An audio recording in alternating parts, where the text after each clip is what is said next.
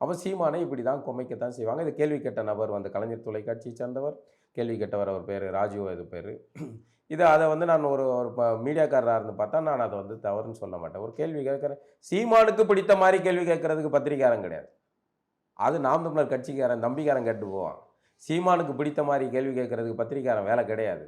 சீமானுக்கு பதில் சொல்ல முடியாத அல்லது சீமான் அவர்களை திணறடிக்கக்கூடிய ஏதோ ஒரு கேள்வியை தான் ஒரு ஜெர்னலிஸ்ட் கேட்பான். அதுவும் குறிப்பாக வந்து எதிரணியில் இருக்க மீடியாக்காரனுடைய பத்திரிகை ஊடகவியலாளன் அப்படி தான் கேட்பான். அப்படி தான் கேட்கணும். அவன் அப்படி தான் கேட்பான். அதை எதிர்கொள்றதுக்கான பண்பு வந்து சீமானவர்களுக்கு இருக்கணும். இது நம்ம சொல்றது வந்து பிடிக்கலன்னா கூட அது கேட்டுக்காங்க. அப்படிதான். அதை எதிர்கொள்ளவோ இல்லை அது வந்து அவனை புறக்கணிச்சிட்டு போகிறதுக்கான புத்திசாலித்தனம் என்னென்னா, புறக்கணிச்சிட்டு போயிடலாம். தம்பி எனக்கு உனக்கு பதில் சொல்றதுக்கு விருப்பம் இல்லை தம்பி, நீ ப்ரெஸ் மீட்டை வந்து இது பண்ணுற அப்படின்னு சொல்லிட்டு போயிடலாம். அது அப்படி தான் சொன்னார் அவர்கள். சீமான் அவர்கள் ஆரம்பத்தில் அதை அப்படி தான் சொன்னார், அப்படி தான் கையாண்டார். அதை சிறப்பாகவே கையாண்டார். ஆனால் அதன் பிறகு வந்து கொஞ்சம் உணர்ச்சி வசப்பட்டு சில வார்த்தைகளை விட்டார்.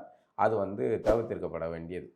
இப்போ தமிழ்நாட்டில் நிறைய தலைவர்கள் இருக்காங்க, நிறைய கட்சி தலைவர்கள் இருக்காங்க. இவ்வளோ பேருக்கு இல்லாத இந்த பிரச்சனை சீமானுக்கு மட்டும் நடக்கிறதுக்கு என்ன காரணம்? சீமானை மட்டும் ஏன் டார்கெட் பண்ணல? இல்லை சீமா அதான் நான் சொன்னேன்ல, சீமான் அவர்கள் தமிழர்களுக்கான அரசியல் பேசுகிறார், அரசியலை முன்னெடுக்கிறார்.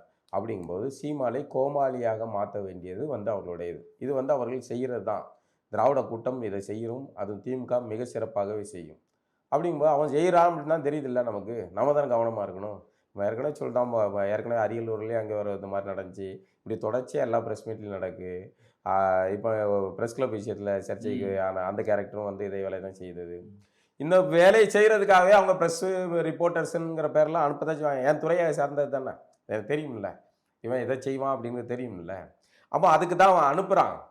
அதை எதிர்கொள்கிற வித்தையையும் நம்ம கையாள தான் செய்யணும். அதில் வந்து மீடியாக்காரங்கிட்ட வந்து நீங்கள் வந்து அப்படி பேசுகிற இப்படி பேசுகிறதெல்லாம் வந்து என்ன ஆகும்னா பொது தளத்தில் உங்கள் மீதான மதிப்புகள் தான் வந்து கெட்டு போகும்.